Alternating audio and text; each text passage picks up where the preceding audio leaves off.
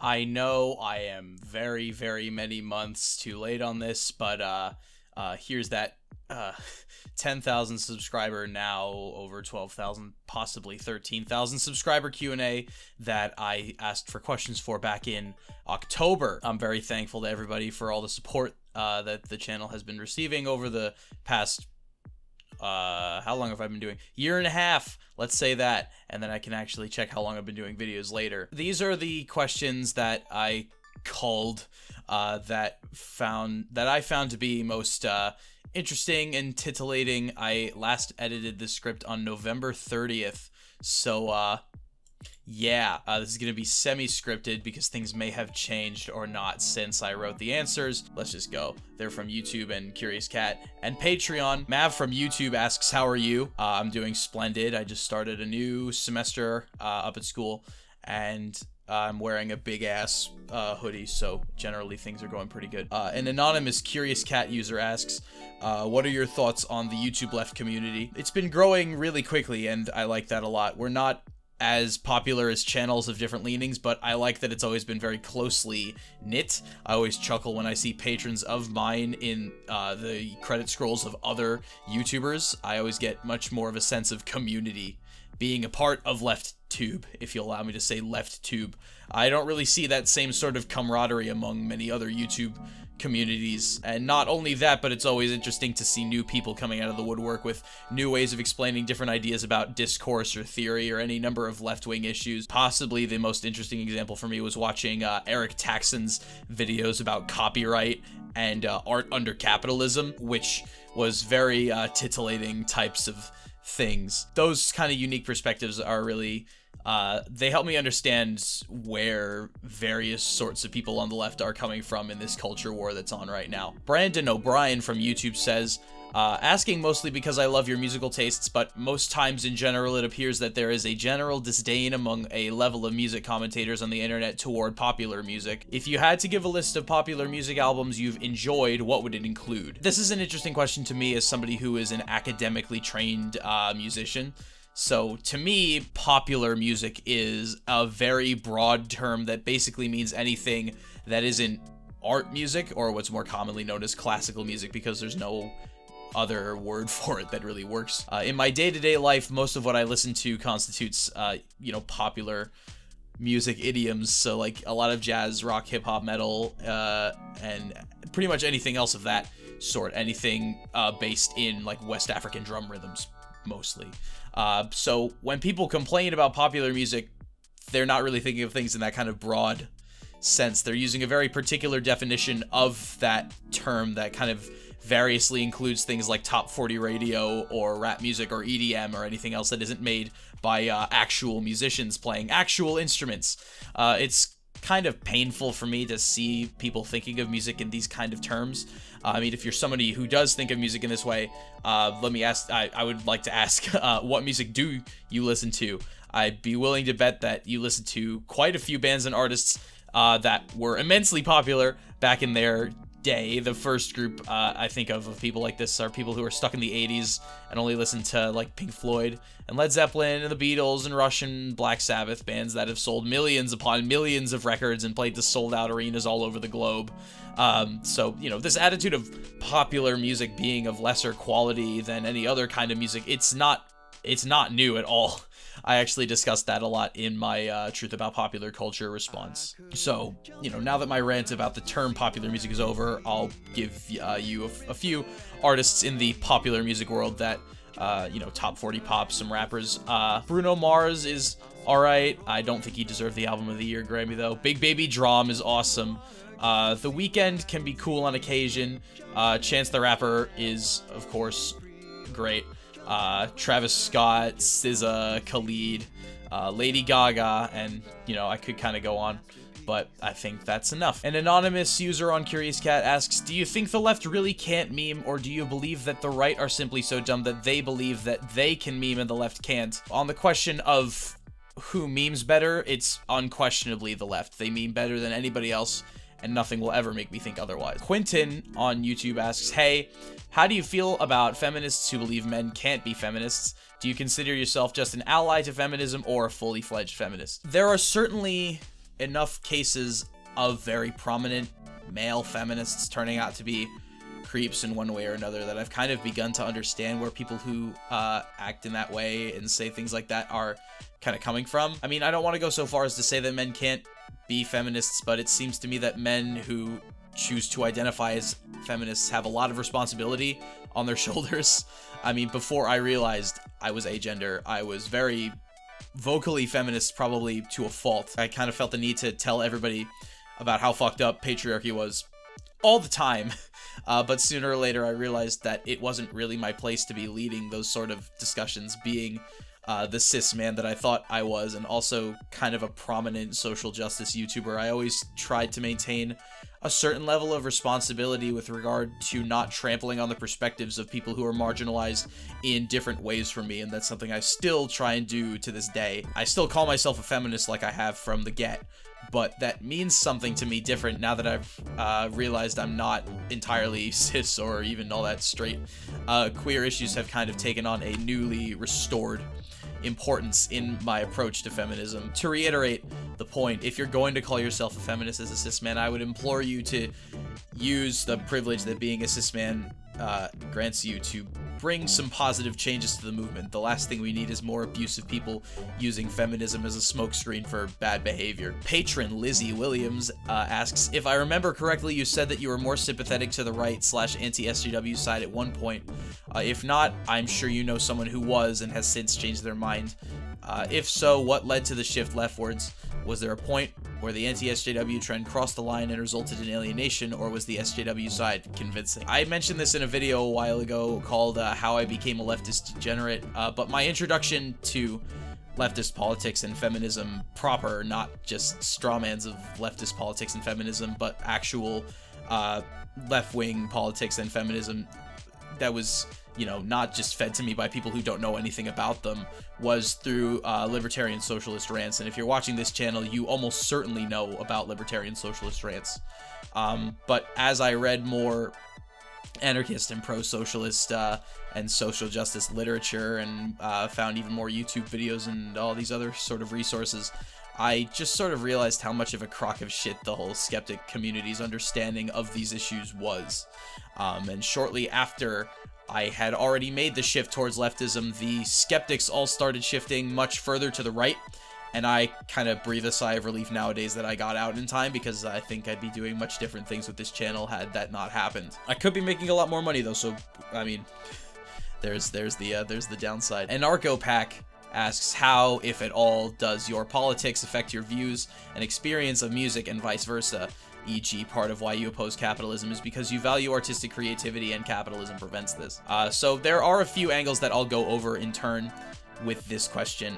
First of all, I would recommend that you watch Eric Taxon's videos about capitalism and art, and his video on copyright called The Golden Calf, because that kind of encapsulates a lot of my attitudes about art under capitalism and other sort of things like that. So I'll kind of talk from my own perspectives. The first of my own perspectives is being a lefty has kind of made me realize how much of the history of music has been written by white dudes. In the case of the Western music canon, a lot of it was written by German and Austrian historians in the 19th and 20th centuries who decided that their composers were the best. And maybe every once in a while we'll let the Italians or the French or the Russians or even those English-speaking people out west have a piece of the glory. Think about some of the most popular composers of what we call classical music. You have the Bach family, you have Telemann, Handel, Mozart, Haydn, Beethoven, Schubert, Schumann, Mendelssohn, Brahms, Wagner, both Strausses and Mahler. They're all from German-speaking countries, and they're all white guys. So it seems to me like nearly every prominent composer from the Renaissance all the way up to the late Romantic period is a white guy. There are a few exceptions, but they're very few and far between. And this sort of whitewashing of history, it occurs in all sorts of history, not just music history. And this kind of trend does sort of continue into the present day. I mean, of course, there are prominent composers of color and women along the way, and even a few queer composers, although I'm not so sure that's really as big of a thing in the art music world. But, you know, not really until the 20th century do we really start to see musicians of that sort come to prominence, and it's mostly in popular music, although, like I said, there are people who fit into those categories in the art music world. But in my work as a musician, as a performer, and a composer, I generally strive to kind of honor the experiences of marginalized people by performing their music as often as possible.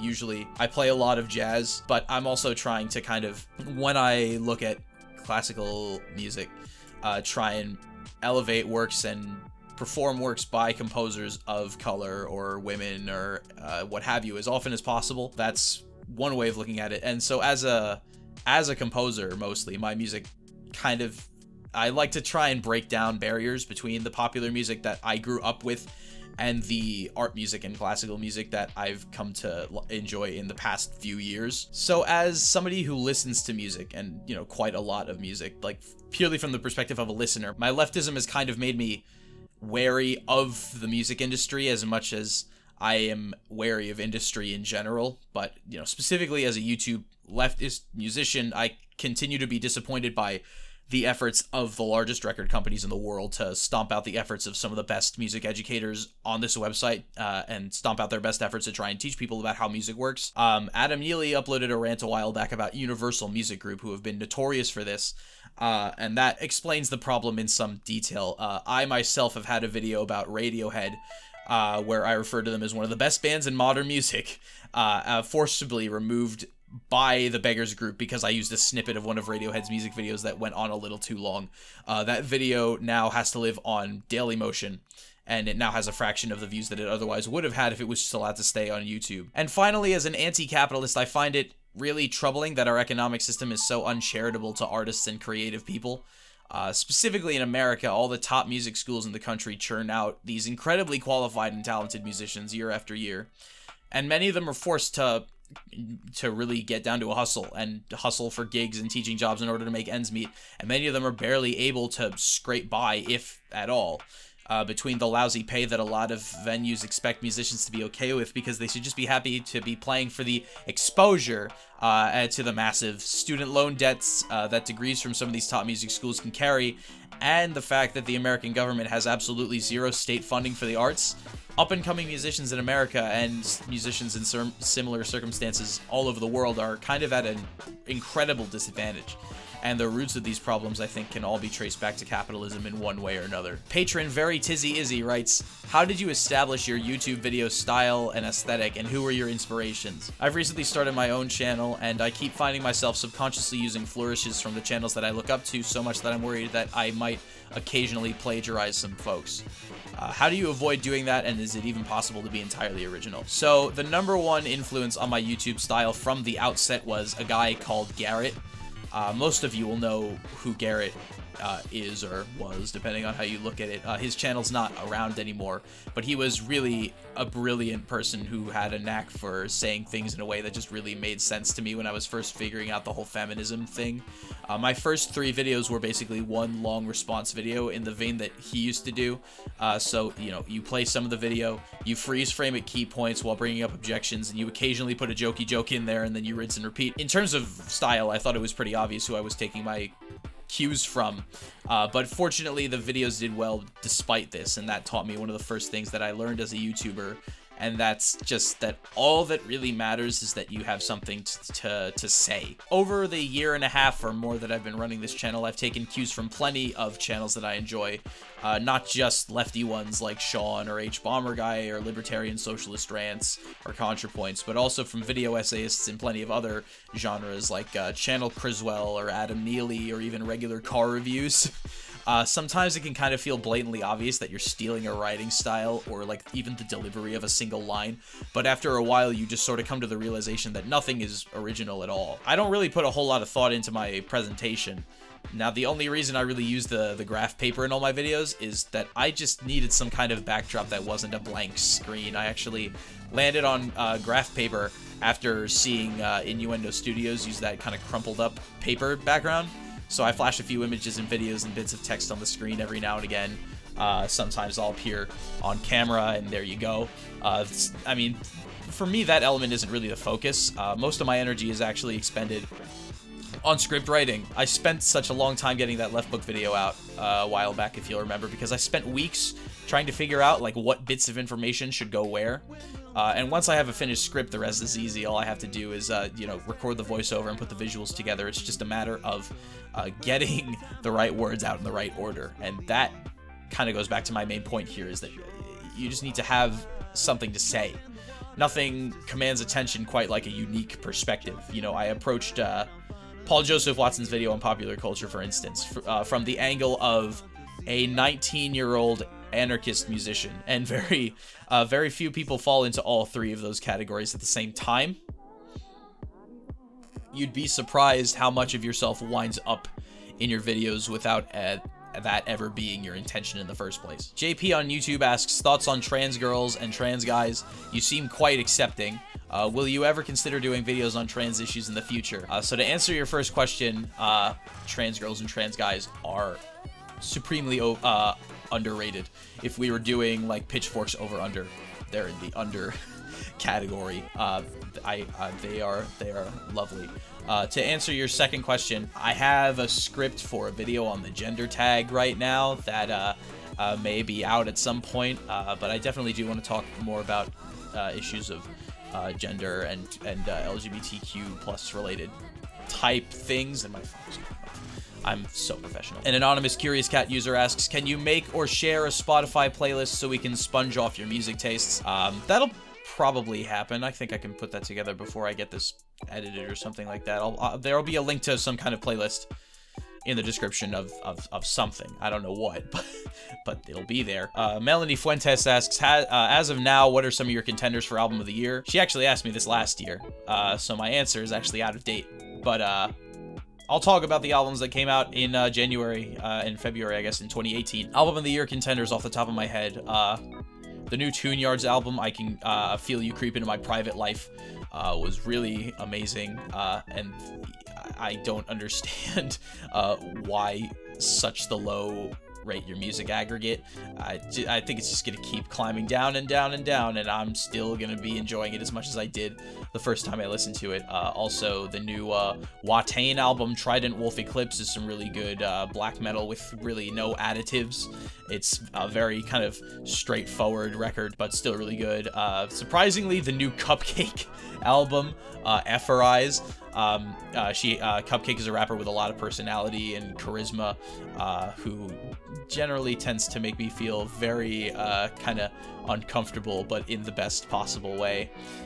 Jeff Rosenstock's album Post was really good. Ash on YouTube writes, what are you planning on doing after college, and what is your favorite kind of music to listen to while studying?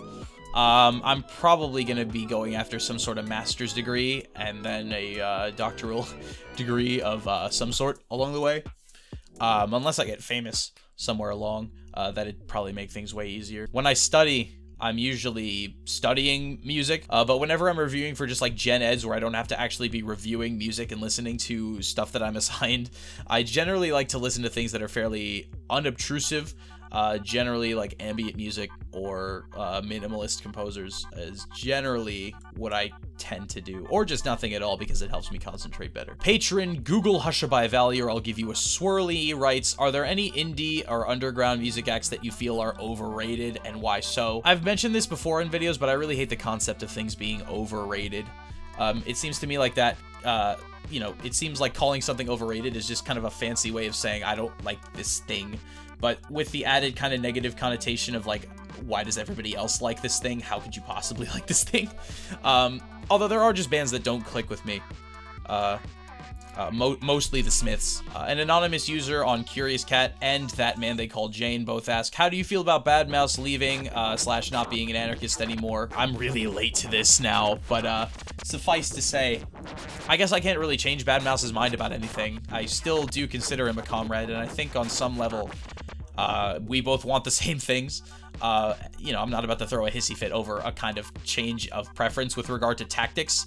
I'm not going to really start pulling the sectarian card until he starts talking about how Poland shouldn't exist or something like that. Patron Aurora asks, what books or documents should your common leftists or new folk definitely read, and why? For me, the founding document of contemporary anarchism is Peter Kropotkin's The Conquest of Bread. The Bread Book. It's the founding document of anarcho-communism, and it's a pretty excellent read that hasn't dated too much since it was first written in terms of the prose and style. It's generally relatively easy to digest. Apart from that, Noam Chomsky has a few really great books that are a bit easier to read because they haven't been transliterated from other languages like 100 years ago.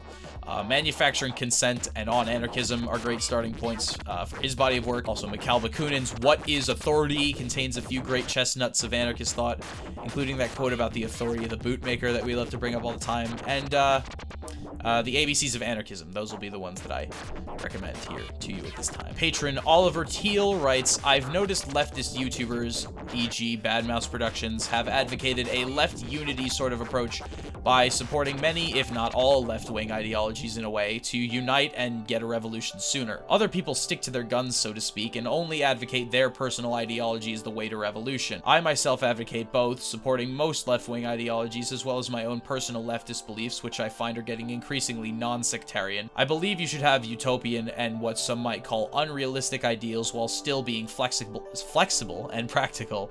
What are your thoughts on this? I've been pretty unapologetically sectarian in the past, but I'm trying to work on that. You know, as I said with the Bad Mouse situation, I try not to get so worked up over preferences in tactics.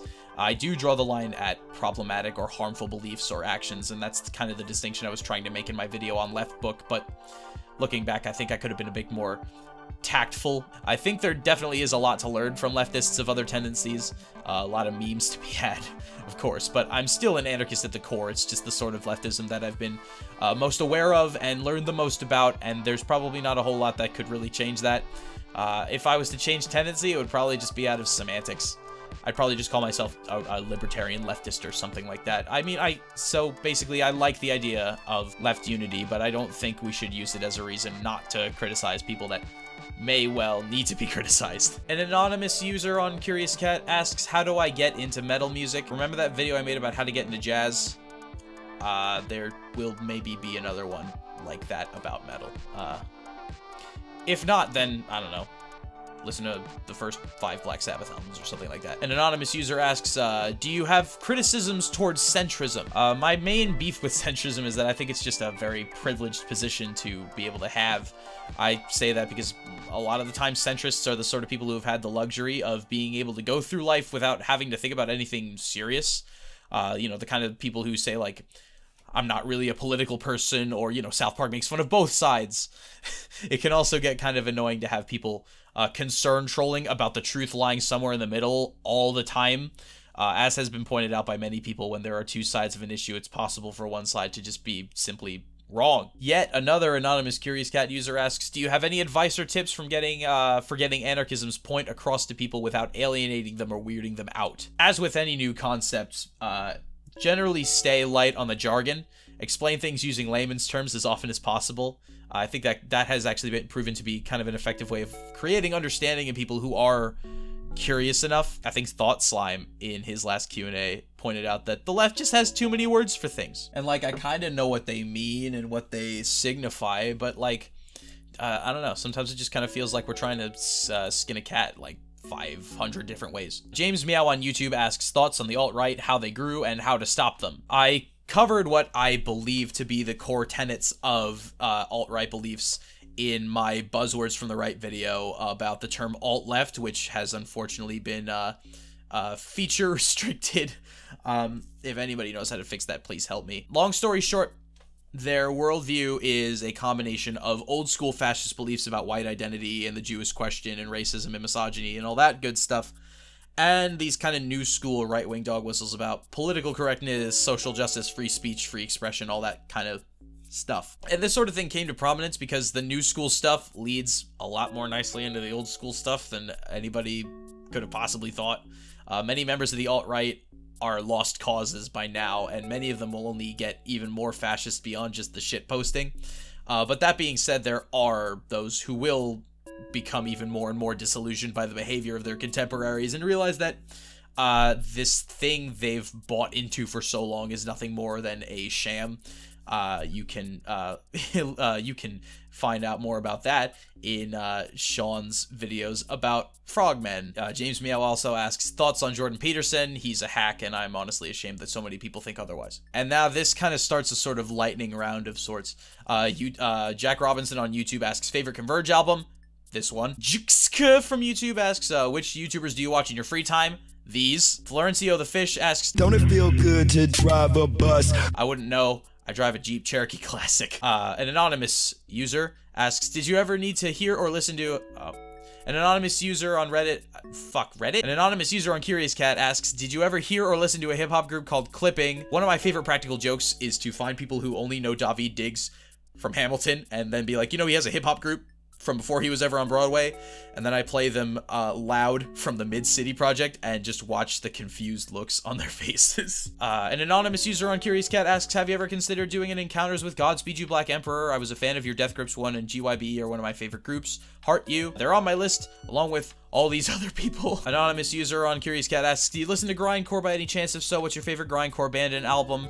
Pig Destroyer and Prowler in the Yard. It's amazing how heavy a band can be without a bassist. Hans Arhammer Pakarinen, sorry, might be a stupid question, but what is your opinion on Marx? My relationship to Marx as an anarchist is kind of the same as my relationship to Bach as a composer, in that you have to know where you came from to know where you're going. Specific hieroglyphics. Do you know how to install Minecraft mods? I did like 5 years ago. Luke Jensen writes, look, it could be some kind of knockoff or completely coincidental, but are you aware that your onesie is a Rilakuma onesie? I didn't know that until I got this question and Googled Rilakuma, and I have decided that I would die for him. So those are all the questions I got. I've been filming for half an hour, so yeah, we're just gonna leave it there. Hopefully I said some things that were kind of interesting. If not, then I don't know, sorry, I'll make an actual video next time. So thank you very much for your questions. Thank you very much for 10,000, 11,000, 12,000, 1,000 subscribers, and stay legend.